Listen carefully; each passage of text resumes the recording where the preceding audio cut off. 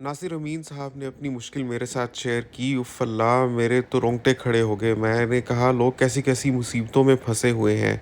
कहते हैं कि मैं 5 महीने पहले कनाडा आया था और मैंने टोरंटो में एक अपार्टमेंट लिया ऑन $2500 रेंट, मतलब सारी चीज़ें इंक्लूड करके तकरीबन $2600 उनका बन जाता है।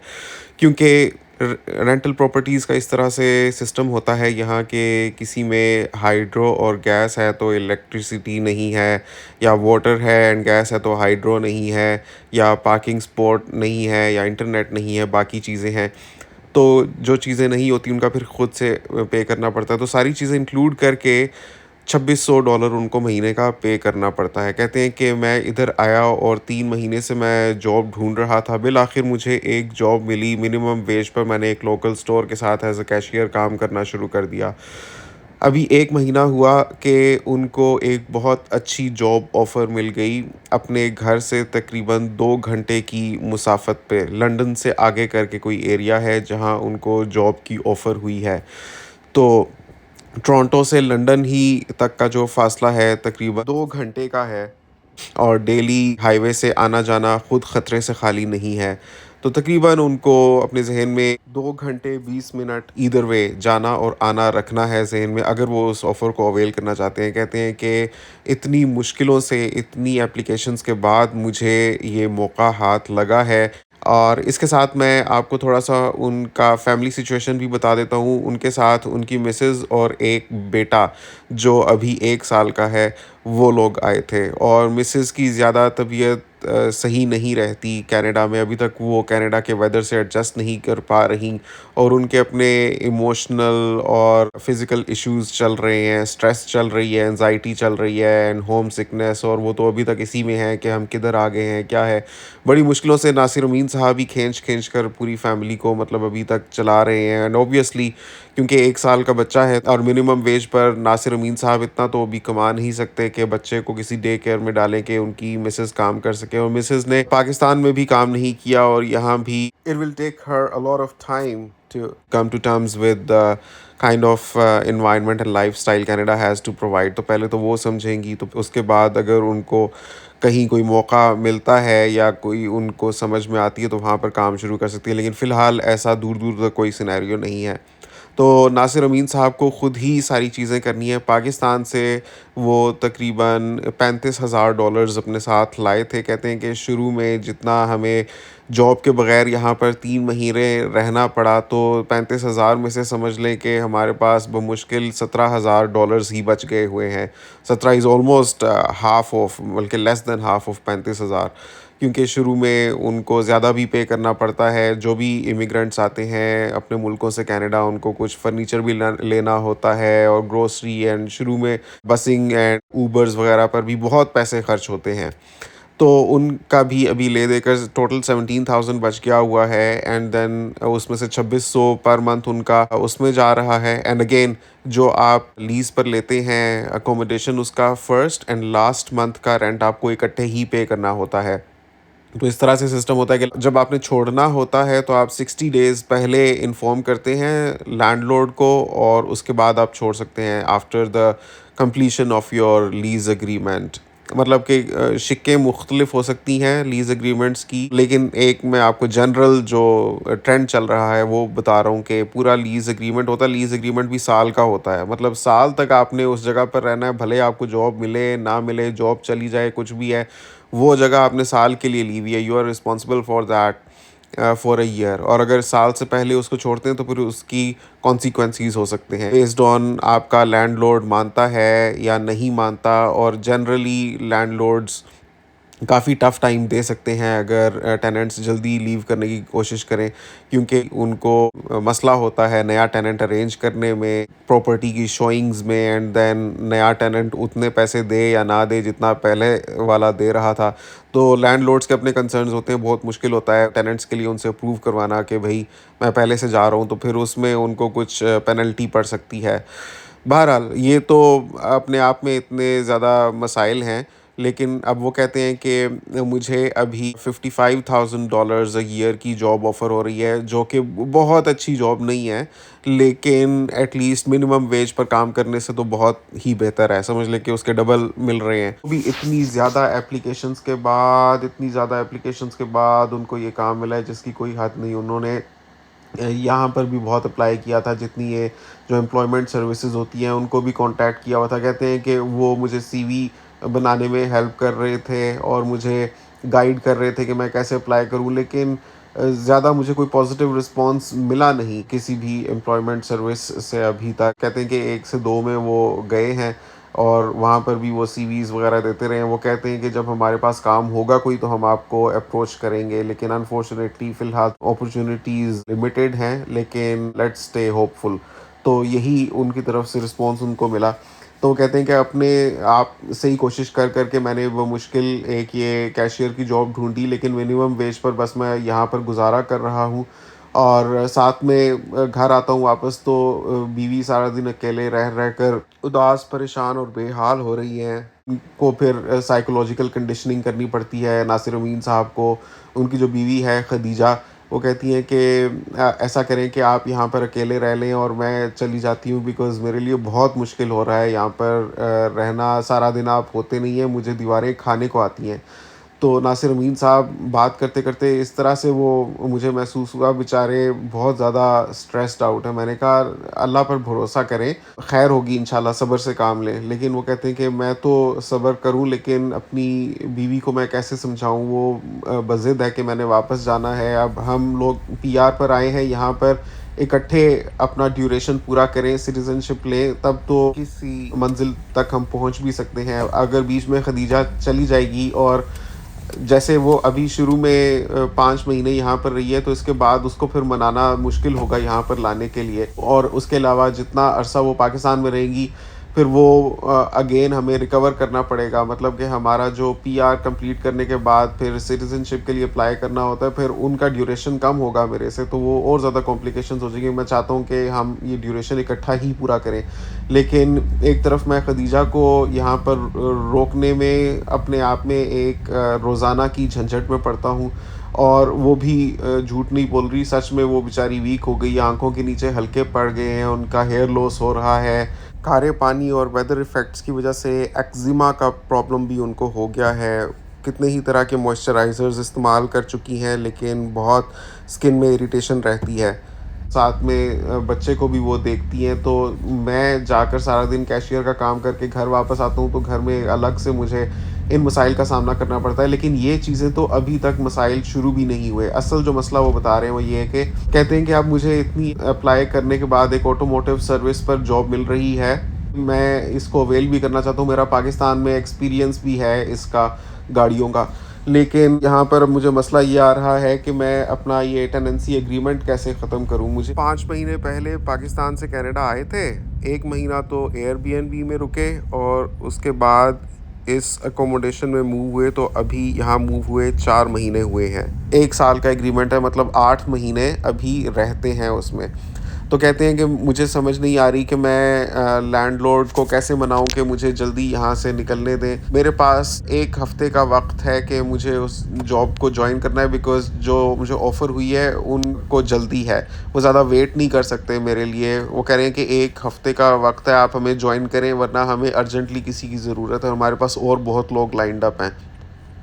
तो वो कहते हैं कि मैं इतनी अभी मुश्किल में हूँ, एक तो मुझे अपनी कंपनी को बताना है कि मैं यहाँ से अब जाने वाला हूँ, तो उन्होंने भी कहा हुआ है कि आपको कम से कम 2 हफ़्ते पहले हमें इन्फॉर्म करना पड़ेगा जब भी आपका जाने का सिलसिला बनेगा।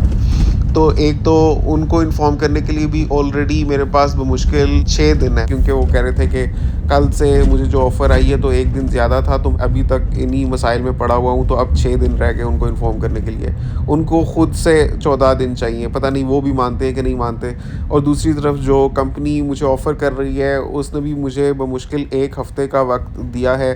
तो एक तो अपने एग्जिस्टिंग एम्प्लॉयर को मनाना कि मुझे जल्दी जाने दे, और फिर ये देखना कि मैं कैसे किसी भी तरह से जो नई जॉब ऑफ़र मुझे मिली है उसको जॉइन करूं, या तो मैं अभी फिर ट्रैवलिंग करना शुरू कर दूं रोज़ाना की, क्योंकि 2 घंटा 20 मिनट की ड्राइव है, तो उसमें कम से कम आपको 20 टू 30 मिनट्स और भी ऐड करने चाहिए फॉर कुशन और सेफ्टी बफर। तो रोज़ाना के 2.5 घंटे जाने के, 2.5 घंटे आने के, 5 घंटे तो ये निकल गए। इस 5 घंटे की मुसाफत में कितना पेट्रोल खर्च होगा वो तो अभी सोचना पड़ेगा। तो खदीजा जो ऑलरेडी सारे दिन मेरे इंतज़ार करती रहती है, और एक एक मिनट उसके लिए कीमती होता है जो मैं वापस आता हूँ, तो उसमें से 5 घंटे तो आप और माइनस कर दें। तो मेरे पास रह क्या गया 24 घंटे में से, क्योंकि 9 घंटे की मेरी जॉब होगी, 9 + 5 14 घंटे, 24 में से 14 घंटे तो ये निकल गए, बाकी बचे 10 घंटे। तो वापस जो मैं आऊँगा, मेरी छुट्टी होगी 5 बजे, तो भी आ गया, अगर ट्रैफिक में ना फंसा तो 7:30 बजे मैं वापस आऊँगा। अगर मैं इसी एग्जिस्टिंग लोकेशन पर रहते हुए यहाँ से डेली कम्यूट करके आता हूँ जाता हूँ, तो 7:30 बजे मैं वापस आऊँगा, क्योंकि सुबह 7 बजे मेरा काम शुरू होता है, तो मुझे घर से तकरीबन 4:30 बजे निकलना होगा। तो आप सोचें कि कितने बजे उनको सोना पड़ेगा कि वो सुबह 4:30 बजे उठ सकेंगे। हद से हद भी हो तो 11 बजे से लेट तो वो नहीं सो सकते, क्योंकि इंसान ने 9 घंटे जॉब पर भी काम करना है और फिर 5 घंटे ड्राइव करनी है। इंसान इंसान है यार, कितना अपने आप को मशीन की तरह रगड़ सकता है। कुछ लोग होते हैं जो इतनी ड्राइव डेली कर सकते हैं, लेकिन ये पॉसिबल नहीं है। और ये सारा एनालिसिस आपको सुनाने समझाने का मकसद यही है कि कुछ लोग, मुझे पता था कमेंट सेक्शन में कहेंगे तो क्या हुआ, आपका लैंडलॉर्ड अगर नहीं मान रहा, अगर आपको जॉब अच्छी मिल रही है तो आप डेली कम्यूट करें जब तक कि कुछ और महीने नहीं गुजर जाते या कोई और सिलसिला नहीं बन जाता। तो उनको मैं पहले से ही जवाब दे देना चाहता हूँ कि भाई, रोज़ाना 5 घंटे ड्राइव करना आसान नहीं है, वो भी हाईवे के ऊपर। और फिर उसकी जो पेट्रोलिंग की कॉस्ट आती है उसको अपनी लगी बंधी आमदनी में से पहले माइनस करें, उसके बाद जो बचे खुचेगा उसमें आप गुजारा करें। तो आप सोचें कितनी मुश्किल में है ऐसा बंदा जिसको सुबह 4:30 बजे उठना हो और 7:30 बजे वो वापस आए, और 7:30 से 11 बजे तक का टोटल वक्त हो जो वो अपनी फैमिली के साथ स्पेंड कर सकेगा। ये बमुश्किल 3.5 घंटे हैं। और ऐसे में बीवी बेचारी की क्या लाइफ है, जो अपने शौहर के साथ होते हुए भी सारा दिन उससे दूर है, और 3.5 घंटे जो बमुश्किल उसको अपने शौहर के साथ मिलते हैं उसमें उसको वो अपने दुखड़े सुनाए या वो उसकी ढारिस बंधाए। उसमें उसको अपनी बीवी की भी साइकोलॉजिकल काउंसलिंग करनी है, उसको थोड़ा फैमिली के लिए टाइम निकालना है, और 10 तरह की चीज़ें हैं जो खुद अरेंज करनी होती हैं। मतलब ऐसे तो नहीं है कि एक बंदा सिर्फ जॉब के लिए ही है और घर में आओ तो घर में को और कोई काम नहीं है।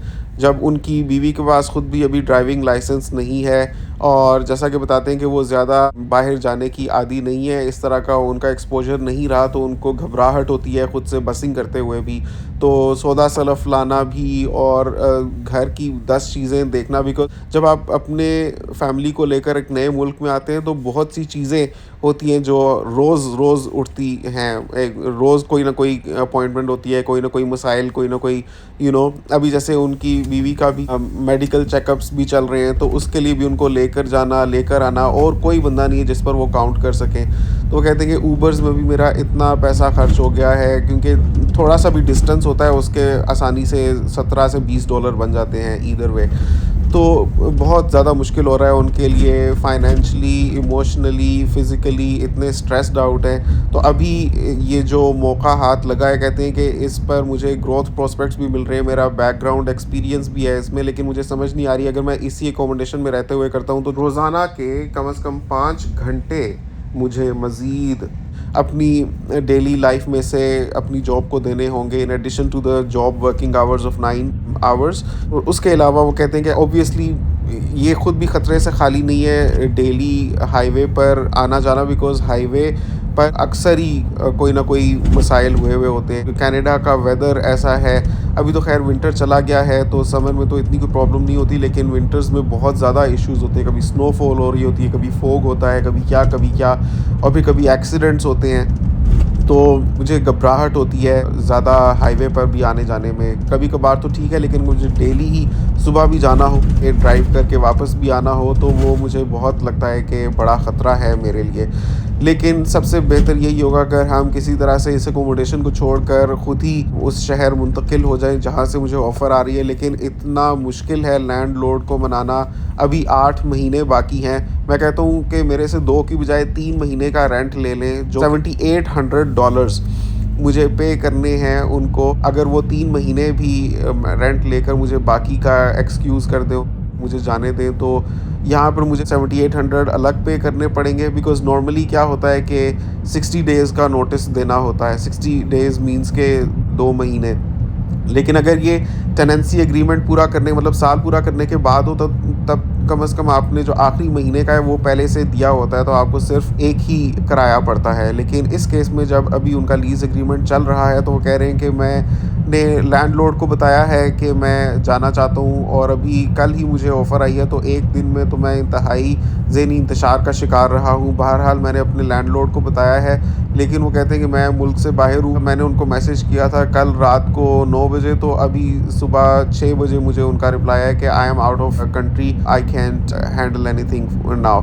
तो वो कह रहे हैं कि अब पता नहीं वो कब वापस आएँ, कब मैं उनसे बात कर पाऊँ, और फिर वो माने, ना माने, मुझे जाने दें या ना जाने दें। तो मैंने उनसे कहा कि आप 3 महीने का क्यों सोच रहे हैं एनीवे, कि लेट्स से अगर वो आपको जाने देते हैं तो आपसे 3 महीने का किराया लेंगे। कहते हैं कि शुरू में बात हुई थी जब मैं इस अकोमोडेशन में मूव हो रहा था, मैंने उनसे पूछा था अगर किसी वजह से मुझे जल्दी जाना पड़ जाए, वो कहते हैं कि you are responsible for 1 year, I don't no.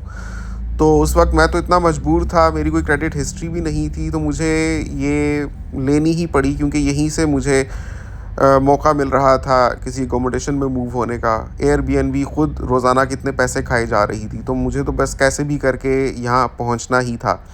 लेकिन उस वक़्त उन्होंने कहा था कि अगर आप जाते हो, तो अव्वल तो you are responsible for a full year, लेकिन in any case if you leave earlier then just pay me the rent of a couple months. तो कपल मंथ्स का तो मतलब कम अज़ कम भी अगर लगाएं तो 3 महीने होते हैं, वरना वो कह सकते थे कि 2 मंथ्स या लास्ट मंथ। उन्होंने कहा कपल मंथ्स। तो मैं एक मुहतात अंदाज़े के साथ ये सोच रहा हूँ कि हो सकता है मुझे कहें कि वो 3 महीने का रेंट दो और फिर तुम जा सकते हो। तो मेरे पास वक्त है नहीं, फ़ौरन से इसी हफ्ते में मुझे जो करना है वो करना है। और अगर उन्होंने मतलब लैंडलॉर्ड ने मुझे ना जाने दिया, तो फिर मैं कैसे मैनेज करूँगा? कितनी मुश्किल हो सकती है मुझे उनको मनाने में। हो सकता है कि वो मुझे कुछ फ़ाइन करें या पेनल्टी माँगे, या जैसे मैंने खुद ही आपको बताया है कि अगर 3 महीने का मुझे उनको रेंट देना पड़ा, तो यहाँ पर 7800 देकर फिर दूसरे शहर जहाँ जाऊँगा वहाँ पर भी सिर्फ़ मेरे से पहले मंथ का रेंट तो नहीं लेंगे। वहाँ पर अलग से मेरे से कम से कम पहले महीने का और आखिरी महीने का रेंट लेंगे, तब मुझे वहाँ पर वो रहने देंगे। और यही कंपेरेबल ही प्राइसेस हैं, यहाँ पर भी मैं 2600 दे रहा हूँ, वहाँ पर भी तकरीबन इतने में ही मुझे कोई अपार्टमेंट मिलेगा। तो उसमें आप सोचें मेरे पास अभी टोटल 17,000 है, उसमें से 7800 ये चले गए। और जहाँ नई जगह पर जाऊँगा, समझ लें कि अगर मेरे 5,000 वहाँ पर चले जाते हैं, तो हम बिल्कुल हैंड्स टू माउथ ही हो जाएंगे। बाकी मूवमेंट कॉस्ट भी होती है हमारे पास, जो थोड़ा बहुत फर्नीचर है उसको एक सिटी से दूसरी जगह मुंतकिल करना, फिर वहाँ पर जाकर अलग से चीज़ें लेना, तो बमुश्किल हमारे पास कोई 3-4 हज़ार डॉलर रह जाएंगे। तो मैं अपनी फैमिली के साथ इतने मुश्किल वक्त में, इतने महंगे कंट्री में यहाँ पर आकर रह रहा हूँ, और मेरे पास बमुश्किल $4,000 हो हाथ में, तो मैं तो बहुत ही ज़्यादा फाइनेंशियली स्क्वीज़ आउट हो जाऊँगा। तो मुझे बिल्कुल समझ नहीं आ रही कि मैं क्या करूँ? हालाँकि इतनी जॉब्स के लिए भी अप्लाई किया, तो इतनी मुश्किल से मुझे एक जगह से ये कॉल आई, तो इन्होंने मुझे रखा है। तो अगर मैं इसको जाने देता हूँ, तो मिनिमम वेज पर खुद से गुज़ारा करना इतना हमारे लिए डिफ़िकल्ट हो रहा है जिसकी हद नहीं।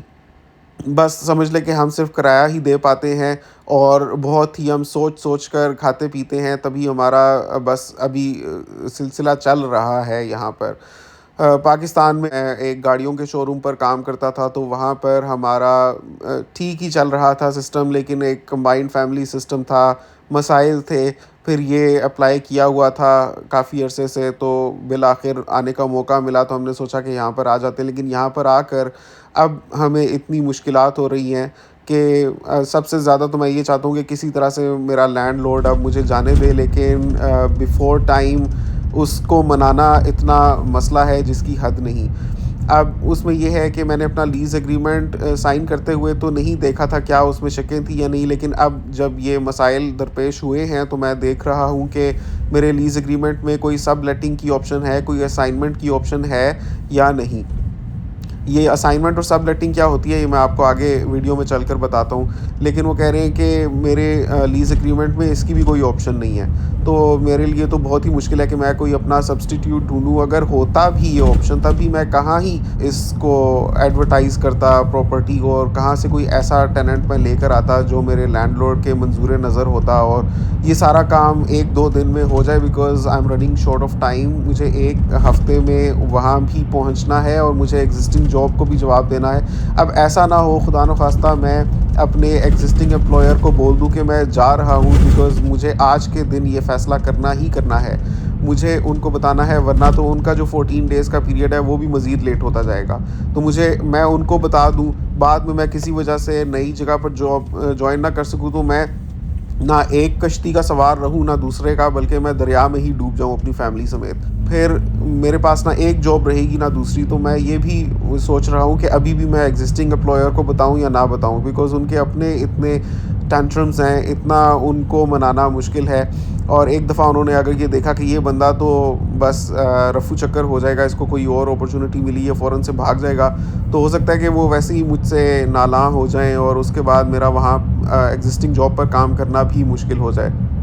तो मेरे लिए तो बहुत ही ज़्यादा मुश्किलात हो रही हैं। और फिर नई सिटी में जाकर वहाँ पर भी मुझे फ़ौरन से तो कोई हाथ नहीं है मेरे लगी हुई अकोमोडेशन। वहाँ पर जाकर ख़ुद से हमें पहले कोई किराए पर लेना पड़ेगा 1 महीने के लिए, वो तो एयरबीएनबी ही होता है जो नॉर्मल रेंट्स से ज़्यादा होता है। उसके बाद नई जॉब जॉइन करने के साथ-साथ हमें प्रॉपर्टीज़ भी देखनी होंगी, व्हिच वुड मीन कि नई जॉब से मुझे टाइम टेक आउट करना पड़ेगा अपने लिए कोई घर देखने के लिए। और वो जो मैं वक़्त निकालूँगा, that would add to this 9 जमा 5 14 घंटे का वक़्त आने-जाने का और नई जॉब का टोटल वक़्त है। उसके बाद मुझे मज़ीद वक़्त निकाल कर नए शहर में भी प्रॉपर्टीज़ देखनी है। और आफ्टर 6 ओ क्लॉक ही मेरे पास वक़्त होगा कि मैं अपने लिए कोई देखूँ कोई नया अपार्टमेंट, कि वहाँ पर मैं शिफ्ट हो जाऊँ। फिर जब नया अपार्टमेंट मुझे मिलेगा वहाँ पर मैं जाने लगूँगा, तो वो क्रेडिट हिस्ट्री देखेंगे। हो सकता है मेरे पिछले लैंडलॉर्ड को कॉन्टैक्ट करने की कोशिश करें कि भई ये बंदा कैसा है, वक़्त पे किराया देता था तुम्हें या नहीं देता था, या इसने अपना लीज़ एग्रीमेंट पूरा किया है या नहीं, या फैमिली नॉइज़ी तो नहीं है, कोई मसाइल तो नहीं है इनके साथ। मैं सोचता हूँ कि अगर उन्होंने मेरे पिछले लैंडलॉर्ड को कॉन्टैक्ट किया तो लैंडलॉर्ड के साथ तो मेरी ऑलरेडी इक्वेशन ख़राब हुई हुई होगी आफ्टर दिस थिंग, कि मैंने बिफ़ोर टाइम अपना लीज़ एग्रीमेंट ब्रेक किया होगा। तो वो हो सकता है कि मेरी कोई पॉज़िटिव रिपोर्ट ना दे अगले प्रोस्पेक्टिव लैंडलॉर्ड को। तो वो इतनी प्रॉपर्टीज़ देखने के बाद जिसमें मैं मूव होने का सोच रहा हूँगा, हो सकता है कि वो इस वजह से मुझे आने ना दें।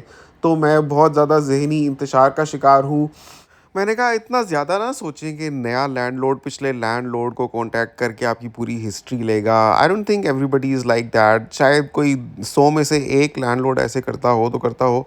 हाँ, अलबत्ता क्रेडिट हिस्ट्री चेक करने का ज़रूर हो सकता है, और हो सकता है कि वो ये भी जानना चाहे कि आपने लीज़ एग्रीमेंट पूरा किया था या नहीं। बाकी to contact the previous landlord in person, I think that is very difficult. बहरहाल, कहते हैं अगर वो क्रेडिट हिस्ट्री भी चेक करने लगे तो क्रेडिट हिस्ट्री कौन-सा मेरी बिल्ड हुई है, 5 महीने तो मुझे कनाडा आए हुए हैं, तो हो सकता है कि वो इसी पर कॉन्संट्रेट करें कि जिधर से ये आया है वहाँ इसने लीज़ एग्रीमेंट पूरा किया है या नहीं, तो वो तो ऑब्वियसली नहीं किया हुआ मैंने। मुझे अपने सिटी में सिर्फ़ यही जॉब मिली है जो मैं कर रहा हूँ, और मैं बहुत चाहता हूँ कि क्योंकि मेरे ऑलमोस्ट डबल हो जाएँगे पैसे अगर मैं नई जॉब कर पाता हूँ, लेकिन इतना मुश्किल है। मैं फँसा हुआ हूँ अपने लीज़ एग्रीमेंट में, मैं फँसा हुआ हूँ। अपनी बेगम को भी रोज़ाना आकर मुझे समझाना पड़ता है, उनको दिलासा देना पड़ता है। तो मैं एक अकेला क्या करूँ? मैं बहुत ज़्यादा मुश्किल में, मुझे बताएँ कि मैं क्या करूँ? दुआ तो मैं कर रहा हूँ, लेकिन मैं कैसे अपने लैंडलॉर्ड को मनाऊँ कि वो मुझे जाने दे? वो बंदा ही is very difficult to talk to already. कहते हैं हालाँकि मेरी कोशिश होती है कि पहली तारीख़ को ही किराया दे दूँ, लेकिन कभी अगर हो जाए कि 4 हो जाए या 5 तारीख़ हो जाए, तो 3 तारीख होती है तो मुझे मैसेज पे मैसेज करते हैं कि किराया कब आएगा, किराया कब आएगा। वो बिल्कुल भी अकोमोडेटिंग या बिल्कुल भी उस तरह के नहीं हैं। He goes according to the contract और उनको समझाना बहुत ज़्यादा मुश्किल है। मैंने कहा आपको पड़ी क्या थी कि आप टोरंटो में रह रहे हैं और आपने लंदन में जॉब ढूँढी?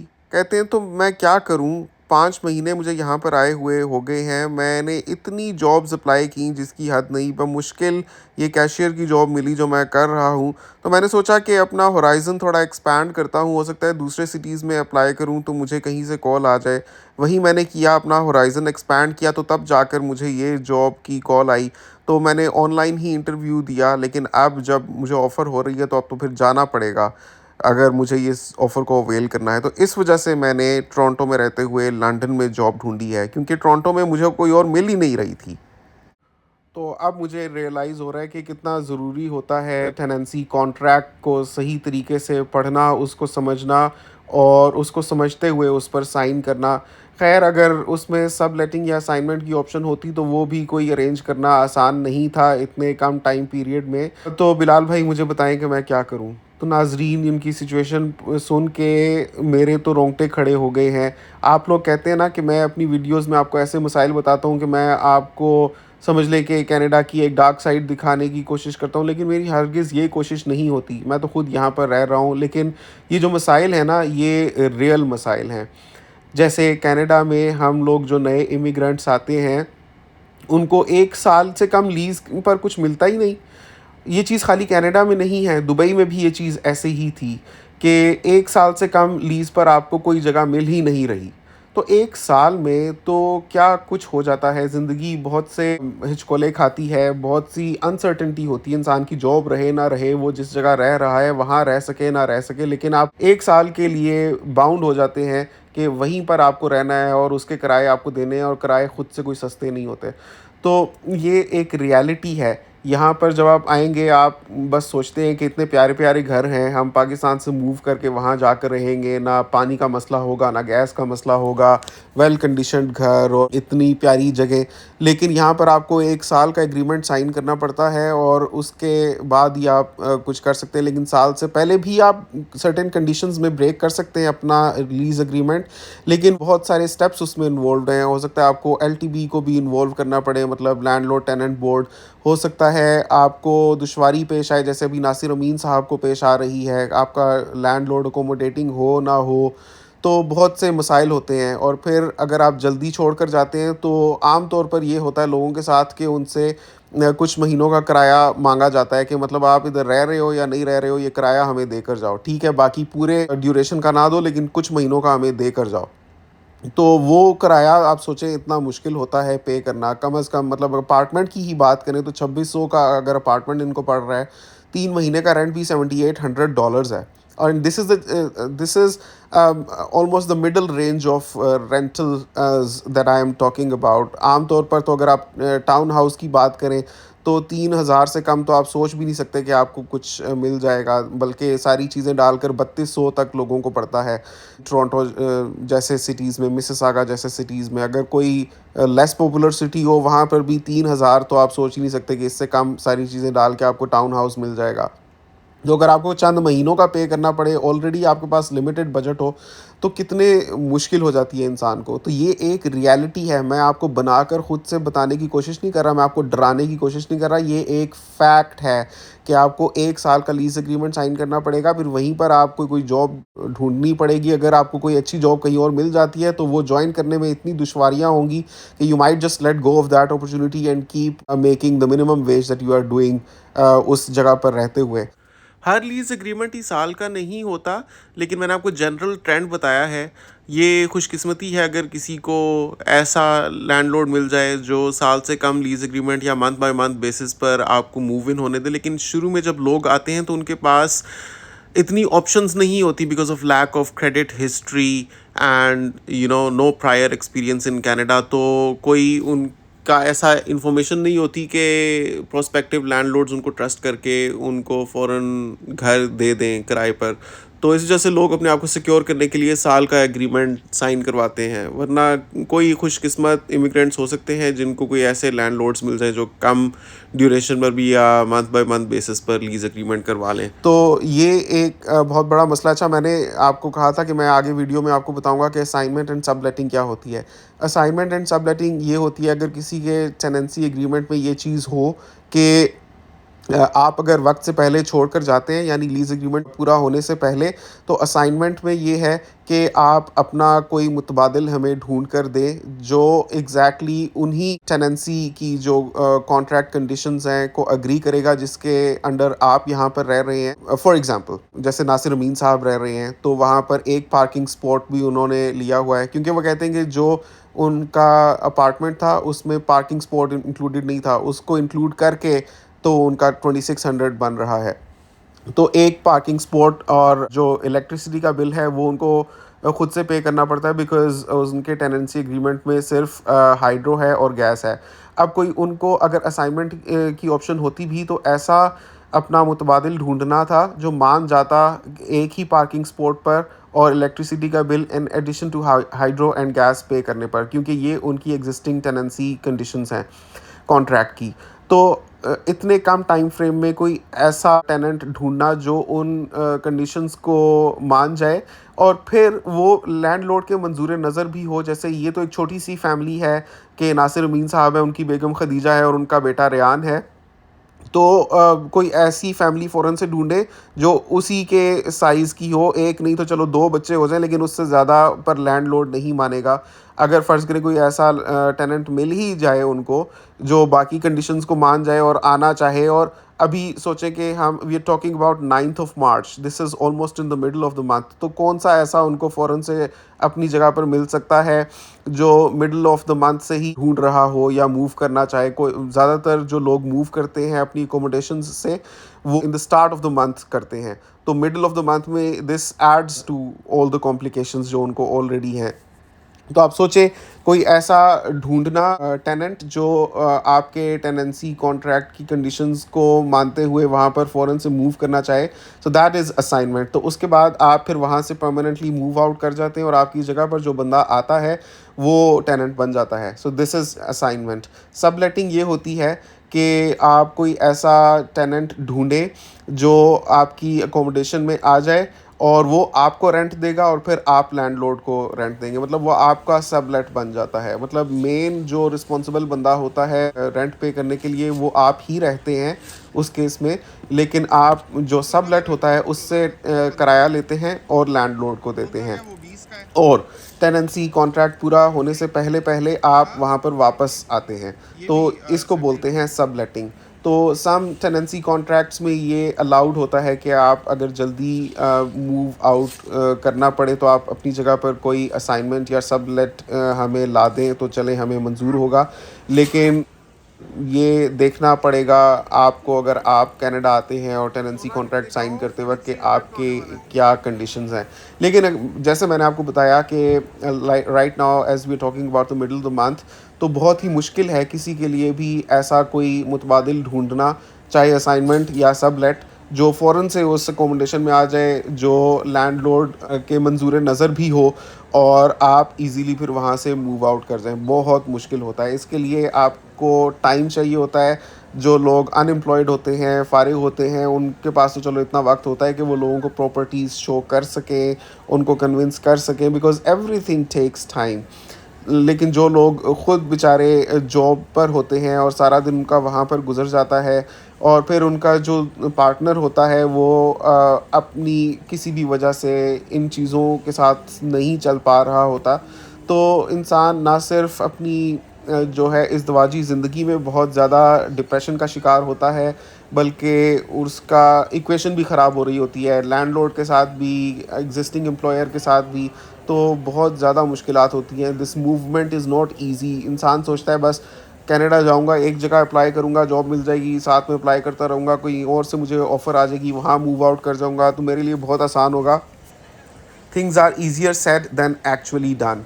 जब आप यहाँ पर आते हैं और चीज़ों को देखते हैं और करते हैं, तो to live through those moments and to just see it from outside and make a perspective and think about it very positively is very easy.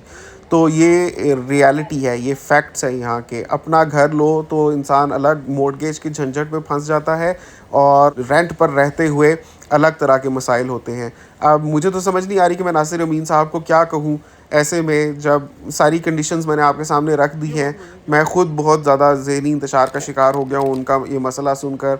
और ये तो समझ लें कि जो लोगों के साथ मसाइल पेश आते हैं उसका फ्रैक्शन भी नहीं है ये problem, because this is just about him deciding whether he can join the new job or not. अभी तो he is fortunate कि उनको एक जॉब मिली हुई है और दूसरी की ऑफ़र हो रही है। लोगों को तो पहली जॉब की ऑफ़र ही नहीं आ रही होती। तो बहरहाल बहुत मुश्किलात हैं, मैं तो समझ नहीं पा रहा कि उनको मैं क्या मशवरा दूँ। और वीडियो इसीलिए बनाई है कि आप लोग नीचे कमेंट करके बताएं कि भाई क्या करें। नासिर अमीन साहब एग्जिस्टिंग मिनिमम वेज पर काम कर रहे हैं जॉब पर, और जो नई जॉब है उसको ज्वाइन करने में इतने मसाइल हैं, and he is in the middle of the month and time frame बहुत ही ज़्यादा टाइट है। और अगर किसी को भी वो अगर जवाब देते हैं, लाइक लैंडलॉर्ड को तो वो कह ही चुके हैं, लेकिन अभी उन्होंने इसरार नहीं किया कि मैं यहाँ से जाना चाहता हूँ, लेकिन इसरार करेंगे तो ज़ाहिर है इक्वेशन ख़राब होगी।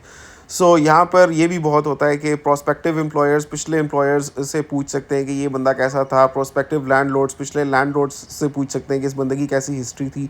तो इट्स ऑल्सो इम्पोर्टेंट कि आप अपनी इक्वेशंस अच्छी मेंटेन करें। तो मुझे नहीं समझ आती कि मैं उनको क्या मशवरा दूँ। आप लोग नीचे कमेंट्स में ज़रूर बताइए प्लीज़, मेरी भी रहनुमाई हो और नासिर अमीन साहब की भी।